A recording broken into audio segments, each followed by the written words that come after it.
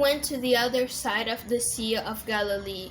A large crowd followed him, because they saw the signs he was doing in curing the sick. Jesus went up to the mountain and sat down there with his disciples. The Passover, the Jewish feast, was near. When he looked up and saw a large crowd coming toward him, Jesus said to Philip, "Where shall we buy bread for these people to eat?" He said this to test him, for he himself knew very well that what he was going to do. Philip answered, 200 pieces of silver would not be enough to give each of them a piece of bread." One of his disciples, Andrew, Simon Peter's brother, said, "There is a boy here with 5 barley loaves and 2 fish. What are they among so many?" Jesus said, "Make the people sit down." There was plenty of grass in that place, and about 5,000 men sat down there. Jesus took the loaves, gave thanks, and distributed as much as they wanted those who were seated. He did the same with the fish. When they had all had enough, Jesus said to his disciples, "Gather up the fragments that are left over, so that nothing will be lost." They picked up the fragments and filled 12 baskets with the pieces left over from the 5 loaves, which were left over by those who had eaten.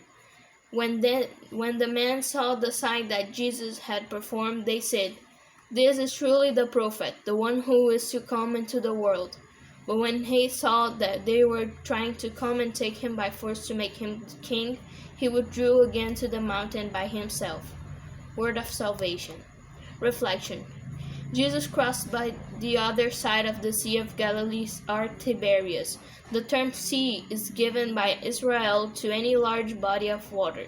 So Jesus crossed this great lake or sea many times in order to announce the kingdom of the other side, as well, perhaps according to the Theophilus Pact, to test the will of the people and make the men of each city more eager and solicitous to the faith. The crowd that followed him was truly eager, but for miracles. They knew that Jesus had healed the blind, the lame, the crippled, cast out demons, raised the dead, among other things.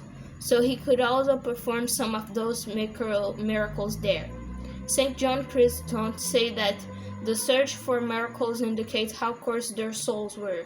The wisest, on the other hand, were inclined towards doctrine. In fact, Jesus went up the mountain and sat down with his disciples to teach them. Among so many teachings, some of them refer to the hungry crowd and how his disciples would face his reality. Jesus puts them to test them in the midst of his teaching. This event is also discussed by all the evangelists. It is certainly a very important event for the apostles and disciples and for the entire celestial community. In this chapter, John mentions, in addition to these multiplications, also the walk of Jesus on the water, and ends it with the discourse of the bread from heaven and the crisis in many disciples. This multiplication of the loaves, some themes are addressed, such as the trip to an abandoned place, the presence of a crowd, the Passover of the Jews, the people's incomprehension in the face of the sign performed by Jesus, the actions of the disciples, and the initiative of the Master in the action performance of the miracle. Well, Jesus sees the crowd coming to him. It is not just any crowd, but a people hungry for both natural and spiritual food, a crowd of sufferers and unbelievers at the same time. In the synoptics, Jesus sees and has compassion. Here, John mentions only Jesus' initiative and the certainty of what he should do. The synoptics, however, it is the disciples who take the initiative. The Johannine ascent is tremendously Christical, both in the initiative of the action and the way of understanding what was happening to those people. In John, it is the disciples who prepare the crowd, but it is Jesus who gives them food. The disciples prepare, and Jesus grants the grace of saving food.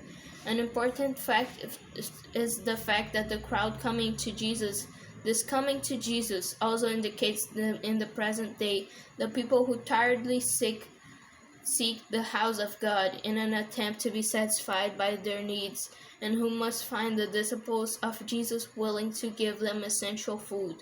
The people continue coming to Jesus. The question is whether the disciples are really with him and for him today. Job brings two important things to this text: a reference to the Jewish Passover and a reference to the Last Supper.